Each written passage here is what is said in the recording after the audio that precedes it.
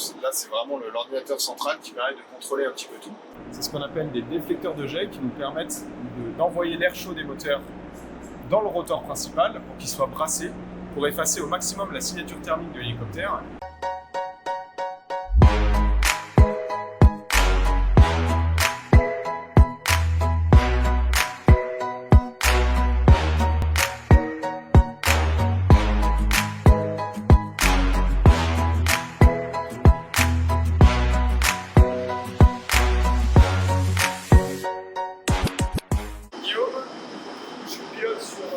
LH90 Cayman, hélicoptère de manœuvre et d'assaut. Bon, je vous emmène avec moi, on va faire le tour. Donc c'est un hélicoptère, c'est le dernier arrivé dans les armées, qui est multi-rôle, très polyvalent et qui a vocation à remplacer le Puma. Vous avez beaucoup d'équipements, entre autres un radar météo, une caméra thermique, qui est une caméra de pilotage. Je vous montrerai plus tard le casque. On peut asservir cette caméra au casque et piloter à travers le nez de la machine. Donc le pilote voit à travers cette caméra. Sur les extérieurs de la machine, vous avez des systèmes de protection, de détection qui nous permettent de savoir si on est visé par un missile ou capté par des radars. Vous avez ici le cockpit avec les postes de pilotage. Donc dans un Cayman, on est 4 membres d'équipage avec un chef de bord qui va se situer en place gauche, le pilote en place droite, un mécanicien navigant, spécialiste mécanique de la machine qui se situe au milieu, on verra son siège après, et un 4e homme, chef de soute, qui est également gunner.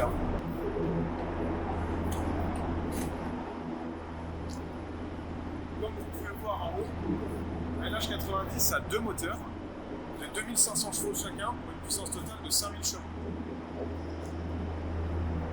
C'est un hélicoptère qui a été prévu pour les conflits actuels, entre autres pour l'Afrique. Donc il a des filtres anti-sable très performants qui évitent d'avoir une abrasion excessive sur les moteurs. On peut voir l'intérieur avec la soute. Donc c'est une soute qui est très modulable, qui nous permet en fonction des missions qui nous sont données, d'adapter la configuration. Donc là, vous voyez qu'à l'arrière, on a retiré les sièges. À l'avant, vous en avez encore 6. On peut avoir soit une configuration 14 sièges et même en rajouter 6 au milieu, jusqu'à 20 sièges. Alors l'hélicoptère, on peut emmener assis facilement. Généralement, on est en configuration 14 sièges, 14 personnes à l'arrière. On pourrait monter jusqu'à 20 assis. Et après, on peut travailler également en soute-lisse. On retire les sièges. Et pour certaines troupes qui sont spécialisées, elles peuvent directement venir s'accrocher au plancher de la machine. On appelle ça une soute lisse. On gagne en poids en retirant les sièges et on gagne en efficacité, en rapidité, puisque les gens sont directement accrochés au sol, ce qui nous permet, particulièrement les commandos et les forces spéciales, qui nous permet d'aller plus vite sur les déposes, que ce soit directement au sol ou par des potences qu'on vient accrocher ici pour faire du rappel, quand l'hélicoptère ne peut pas poser, ou de la corde lisse, qui est une grosse corde sur laquelle les commandos s'accrochent et descendent comme sur une barre de pompier. L'hélicoptère fait pratiquement 20 mètres de long, qui est assez imposant. On a une masse maximum au décollage de 10 tonnes 6, 11 tonnes avec une dérogation. Vous voyez que c'est un hélicoptère qui est très moderne. Il y a des antennes un petit peu partout. On a de nombreux postes radio et de nombreux capteurs qui nous permettent d'utiliser tous les moyens modernes au sol, de balises et de communication.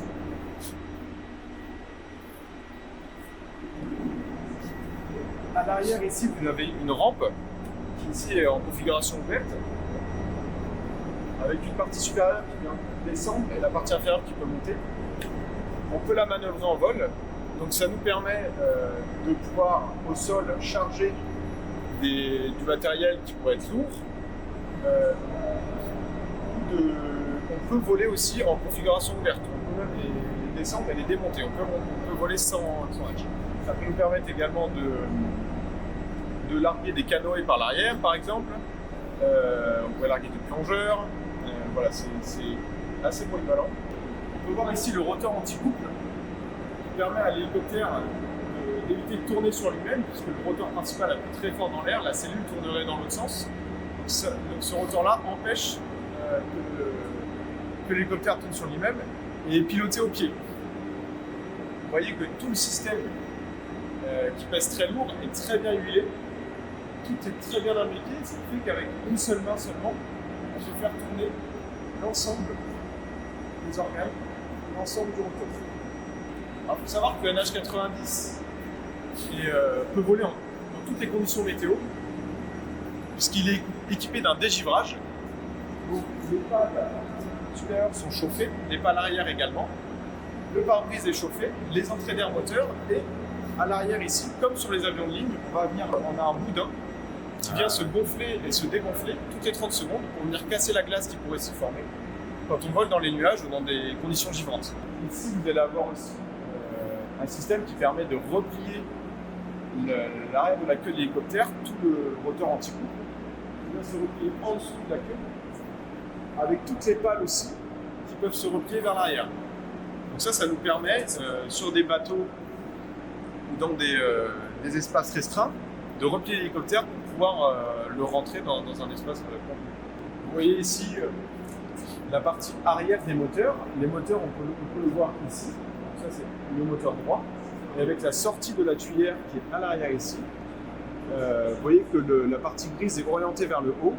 C'est ce qu'on appelle des déflecteurs de jet qui nous permettent d'envoyer l'air chaud des moteurs dans le rotor principal pour qu'il soit brassé, pour effacer au maximum la signature thermique de l'hélicoptère pour tout ce qui est menace missile et détection thermique. Vous avez ici les réservoirs de carburant qui vont se situer dans le plancher de l'hélicoptère. On fait le plein par ici et on peut avoir 2 tonnes de carburant dans les réservoirs de base. On peut également ajouter des réservoirs, que ce soit extérieurs ou intérieurs, pour gagner en autonomie. Après, ça va être un choix entre la mission, parce que si on rajoute du carburant, ça fait de la masse en plus et ça prend de la place également en source. Ça fait qu'on peut emporter moins de commandos par exemple, moins de matériel. Donc c'est un compromis entre le carburant et la charge offerte pour la mission. Il faut savoir que cet hélicoptère du coup est multi-rôle, donc on fait beaucoup de missions avec, différentes. On va avoir tout ce qui est, je vous disais, transport de commandos, transport de matériel, de fret, que ce soit du matériel pour les troupes au sol, que ce soit des pièces de véhicules. Si un véhicule tombe en panne sur un théâtre d'opération, on peut amener une pièce pour le dépanner. Et il va y avoir aussi toutes les missions d'évacuation sanitaire. C'est une part importante du travail d'un hélicoptère de manœuvre, ça va être l'évacuation sanitaire, où on va venir travailler avec une équipe généralement composée d'un docteur, d'un médecin, d'un infirmier et d'un IMEX qui est là pour d'un personnel qui est là pour protéger le médecin et l'infirmier lors des déposses quand ils vont récupérer le blessé. Dans ces configurations, généralement, on a un lit médicalisé avec tout le matériel médical adapté pour traiter la victime, sachant qu'on peut également mettre davantage de civières. On peut avoir jusqu'à 12 civières donc, qui vont venir en superposé. On aura 3 d'un côté, 3 de l'autre, et 6 à l'avant également, 3 à droite, 3 à gauche. Alors c'est une configuration qui est rare également, on peut avoir jusqu'à 12 civières, c'est pas très pratique parce que ça laisse plus beaucoup de place, mais s'il y avait besoin d'évacuer beaucoup de blessés, ça serait possible. En autre mission qu'on peut faire, on va avoir le treuil. Alors ici, il n'est pas monté, mais vous voyez les arrivées hydrauliques ici qui nous permettent d'avoir un treuil qui sort pour pouvoir treuiller jusqu'à 270 pieds de haut, c'est à peu près 80 mètres, avec un câble pour descendre un sauveteur, pour venir récupérer quelqu'un dans des zones exiguës, ou descendre également du matériel, si besoin, dans des zones où on ne pourrait pas poser. Vous allez avoir ici, suivez-moi, également une trappe, dans lequel, sur celui-là, il n'est pas monté, mais on peut venir installer un crochet qu'on va déplier et qui permettra de porter sous une élingue, sous l'hélicoptère, une charge lourde qu'on ne pourrait pas rentrer par exemple ici. Donc ça peut être une grosse bâche contenant du carburant pour l'amener à des véhicules ou des troupes au sol. Ça peut être de l'eau aussi pour les troupes au sol. Ça peut être une palette avec du matériel, de la nourriture, ou même un petit véhicule, ou même un petit hélicoptère qui serait tombé en panne. On peut slinger jusqu'à 4 tonnes par ce crochet. Et 4 tonnes. ouais. Et lorsque vous lorsque tu élitreilles quelqu'un, d'un point de vue pilotage, est-ce que c'est compliqué parce que du coup tu as un débalancement de la machine? Alors, quand on treuille quelqu'un, ce qui va être important, c'est surtout de garder une bonne verticale. Vu qu'on est assez haut en l'air, c'est un petit peu plus difficile d'avoir des références. Je vous parlerai du casque après, mais qui nous aide beaucoup là-dedans. Mais il faut, oui, être stable pour éviter et rester à une altitude constante pour éviter que la personne ait des trop gros ballons. Après, les charges, l'hélicoptère étant relativement massif, les charges sur un treuil ne se sentent pas beaucoup dans le pilotage, voire pas du tout. Par contre, si on porte une charge lourde par le hook, là, effectivement, ça se sent. Donc, c'est un style de pilotage. On va être limité en vitesse et la charge peut se mettre à balancer. Donc, c'est des techniques particulières qu'on apprend dans la nature. Je vais vous parler un petit peu du casque.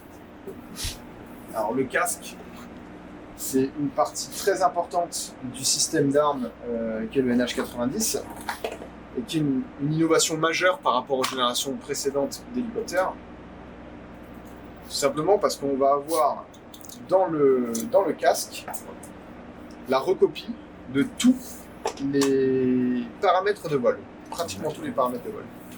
Donc on voit ici une partie écran et le système va venir projeter devant nos yeux des informations, l'horizon artificiel, la vitesse, l'altitude, la sonde. On va avoir également les caps, on va avoir tout un tas d'informations comme ça, qui nous permet, la puissance également, qui nous permet de piloter sans avoir constamment à regarder à l'intérieur de la machine sur les écrans nos paramètres. L'avantage, c'est que vu que c'est devant les yeux, on peut tourner la tête, regarder, piloter, regarder des repères sur le côté, tout en ayant les informations. On va également avoir quelque chose de très important, la LOS, ce qu'on appelle la LOS, nous, c'est la vision de... moi, j'ai la vision de mon chef de bord et lui a la mienne. C'est-à-dire qu'on voit le centre de la vision. Donc, quand avant, ça pouvait prendre du temps de désigner un objectif, un champ, un endroit où elle est posée, et bien maintenant, on dit directement dans ma LOS, on regarde ce champ et la personne à côté de nous peut rallier sur ce point. Elle voit un petit cercle qui se promenait dans sa vision. C'est la vision de son copilote. Donc ça scanne en fait ton regard et ça détermine à quel point tu regardes à l'extérieur. Le centre de ta vision. Le centre de ta vision. Ça, okay. Par rapport au cas, ça prend le centre. Et nous, on voit le centre de notre vision matérialisé par une croix. Ouais. Donc en mettant cette croix sur un objectif, effectivement, le copilote peut voir où on regarde. D'accord. On va avoir également, du coup, via cette croix, un rond qui peut rentrer dans les basses vitesses, qui nous permet de tenir un vol stationnaire. Quand on fait matcher cette croix et le rond, on se retrouve dans une configuration de vol stationnaire. Donc, on peut piloter, si vous voulez, en tenant un stationnaire, en regardant le ciel, on pourrait, ou dans des conditions vraiment dégradées, dans des nuits très sombres, on peut tenir les paramètres juste avec le casque. D'accord. Voilà. Ce qui nous permet, la combinaison de ce système, de la caméra thermique de pilotage que vous voyez devant et des jumelles de vision nocturne, nous permet de voler dans des nuits très sombres, jusqu'à nuit 5. C'est des choses qu'on ne pouvait pas faire avant. Maintenant, on peut voler vraiment dans des conditions, on va dire, dégradées, très dégradées de luminosité. Je vais vous montrer à quoi ressemblent les jumelles de vision nocturne, qui est le dernier élément justement de ces caractéristiques pour le vol de nuit. Donc on a ici un prisme de nuit qu'on va venir installer très simplement en retirant les prismes de jour et en venant les clipper ici. D'accord. Voilà. Et là, en appuyant sur un bouton à l'avant, on passe en jumelle de vision nocturne et en appuyant sur un bouton, on passe en caméra thermique. Voilà. Et en termes de limitation de vol de l'hélicoptère, du coup, ça peut voler par tout le temps. Il y a une limite en termes de vitesse de vent, de Alors, ça peut voler par tout temps, mais comme tout aéronef, on ne va pas les voler dans des nuages orageux, dans des orages, puisque là, il y a un réel risque par les forces dans l'atmosphère de dislocation d'une machine. Je veux dire, si on vole dans un orage, les forces de vent sont tellement fortes de cisaillement.